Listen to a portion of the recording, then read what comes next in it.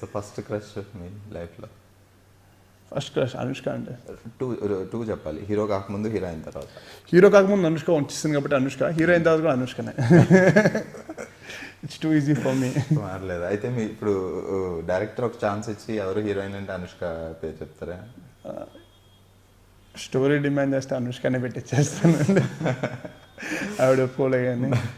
So ఎలాంటి సినిమాలు చేయాలి అంటే, ఎలా కథని నచ్చితే చేసేయడమా, లేకపోతే మీకు ఏమైనా గోల్స్ ఉన్నాయి, ఇలాంటి క్యారెక్టర్ చేయాలి పలానా హీరోలో? గోల్స్ అయితే ఏం లేవు. So it's like A job for me అంతే. 6 to 6 జాబ్ అంతే. అందరికి సాఫ్ట్వేర్కి లైక్ గవర్నమెంట్ ఎలా అయితే ఉంటుందో నాకు ఇది కూడా జాబ్ అంతే. బట్ ఇది మనకు కొంచెం కూలి పని లాంటిది. ఒక ఎప్పుడు హాలిడే ఉంటుందో ఎప్పుడు ఉండదో తెలియదు. మనకి హాలిడేస్ ఉండవు. మనకి హాలిడేస్ అనేవి ఉండవు, నిరంతరం. ఇదేంటంటే అది ఒక 1 year 2 years జాబ్ అది ఇది ఉంటుంది. మనకి అలాగే ఎవ్రీ ఫ్రైడే మారిపోతూ ఉంటుంది. రిలీజ్ అయిన ఫ్రైడే నీ జాబ్ ఉంటుందో ఉంటుందో తెలియదు, అలా ఉంటుంది. ఫ్రీ టైంలో ఏం చేస్తుంటారు అసలు? ఫ్రీ టైం ప్రస్తుతం బిజీగా కాకుండా ఎప్పుడైనా ఫ్రీ టైం దొరికితే? I'll play with my dogs and I'll watch TV అండి. ఎక్కువ ఇంగ్లీష్ సీరియల్స్ ఎక్కువ చూస్తుంటాను, మూవీస్ ఎక్కువ చూస్తుంటాను, అండ్ గేమ్స్ అంతే. ఇంట్లోంచి బయటికి రావడం చాలా కష్టం అండి. ఎప్పుడు వస్తాను ఎవరికి తెలియదు. అవును, బయట ఎక్కువ తిరగని ఇంట్లోనే. మీ సినిమాలు కాకుండా ఎక్కువ సినిమాలు ఏ హీరో సినిమాలు చూస్తుంది మామూలుగా?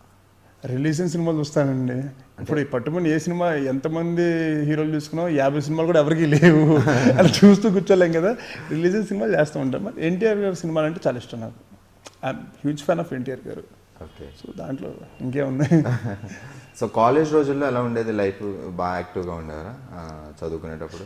అప్పుడు మీకు తెలియదు మీరు హీరో అవుతారని? కానీ నాకు తెలియదు. సేమ్ అండి, ఇప్పుడు అలా ఉన్నాను, అప్పుడు అలాగే ఉన్నాను. అసలు అప్పుడైతే ఏమనుకునేవారు ఫ్యూచర్లో ఏమవుదాం గోల్? ఒక సాఫ్ట్వేర్. అప్పుడు టెన్నిస్ ప్లేయర్ అవుదామని ఆడుతుండారా? నేను నేషనల్ టెన్నిస్ ప్లేయర్ అండి. సో నాకు విల్సన్ కంపెనీ వాళ్ళు లైక్ స్పాన్సర్షిప్ కూడా ఇచ్చారు. అన్ఎక్స్పెక్టెడ్గా వదిలేసి వచ్చేసాను. ఆ పాలిటిక్స్ ఇంకా ఏమన్నా మీలో మాకు తెలియని టాలెంట్స్? ఇంకా చదువుతో పని, పాటలు కూడా పాడారు. చదువుతో పని ఉన్నాయండి. చదువుతో పని. క్రికెట్ స్టేట్ ఆడాను, అండ్ టీటీ ఆడాను, డిస్ట్రిక్ట్స్ ఆడాను, అండ్ లాంగ్ టెన్నిస్ ఆడాను నేషనల్స్, అండ్ బాస్కెట్బాల్ నేషనల్స్ ఆడాను. ఇన్ని ఆడానంటే చదువుకోవడానికి టైం ఎక్కడ సరిపోయింది.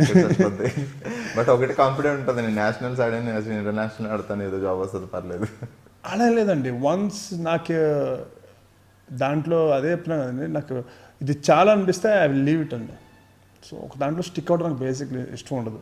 ఇది నాకు చాలు, ఇంకా సరిపోయింది అనిపిస్తే I will go to some other. నాకు ఇంకో మళ్ళీ ఏదో నాకు ఆ లైఫ్లో మళ్ళీ కష్టపడి సాధించాలని అని ఉంటుంది. సో వన్స్ నాకు రోడ్డు స్మూత్ అయిపోయిందంటే ఇంకా నాకు ట్రావెల్ చేయబోతుంది. సో నాకు మళ్ళీ రఫ్ రోడ్ కావాలి. సో నేను మళ్ళీ వేరే కెరీర్ చూస్ చేసుకుని మళ్ళీ నేను స్టార్ట్ అవుతాను. సో స్క్రిప్ట్ విన్నప్పుడు ఫస్ట్ ఎవరైనా సలహా తీసుకుంటారు లేకపోతే మీరు? No, never.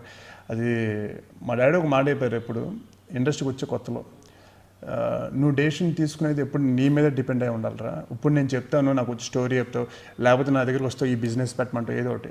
సో హిట్ అయినప్పుడు బాగానే ఉంటావు, నువ్వు లగ్జరీగా బతుకుతావు. కానీ ఎప్పుడైతే నువ్వు ఫ్లాప్ అయిందో నా వైపు చూస్తావు, మళ్ళీ ఏం చేయాలి నాన్న అని చెప్పి. సో అది నాకు వద్దురా.